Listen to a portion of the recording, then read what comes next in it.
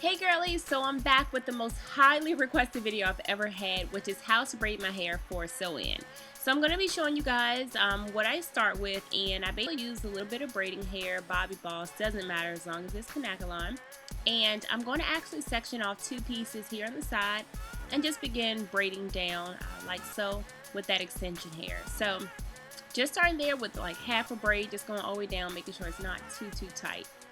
Once I've completed that, just switch up, do it on the other side, and complete that process. So once I complete both of those braids, I can really get down with the braiding process. So I'm going to braid that and just kind of let it hang for a minute. Now I'm basically just going to part a section across the top, and I'm just going to go all the way around, following that shape that I already created with those few braids going around.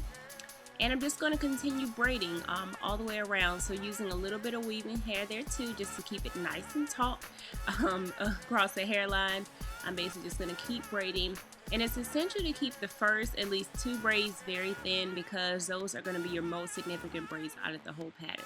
Now I know my hands are going to double time because it took me about 45 minutes or so to complete this whole process, maybe 30 to 45, but I sped it up just for your sake time so you didn't have to watch as much.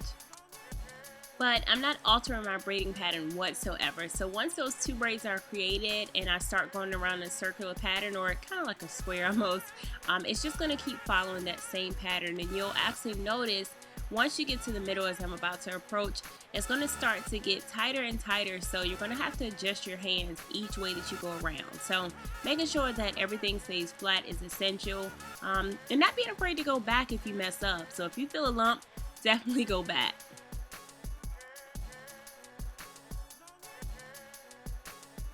Now as I'm getting to the center, again, my hands are getting tighter and tighter, or my braiding pattern is getting tighter, I guess you can say. And a lot of people here mistake it and figure, okay, I'm at the home stretch, let me just go ahead and do one braid.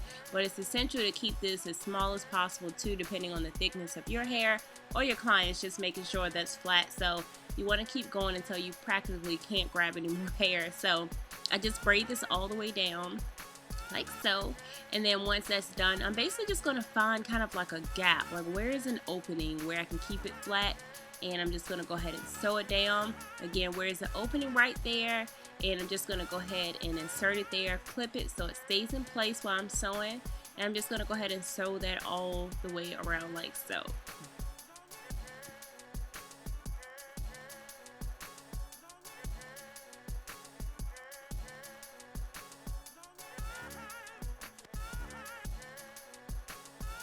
So guys, here it is, the flat braiding pattern for a high ponytail sew-in. It can vary just depending on what you want, but this is the pattern that I go with. I also grease my hair with coconut oil. I love this stuff. It's excellent for skin, hair, whatever. And then some people also put a net on it, depending on like if the client's hair is sparse or if you just want to keep it flat, but I prefer not to.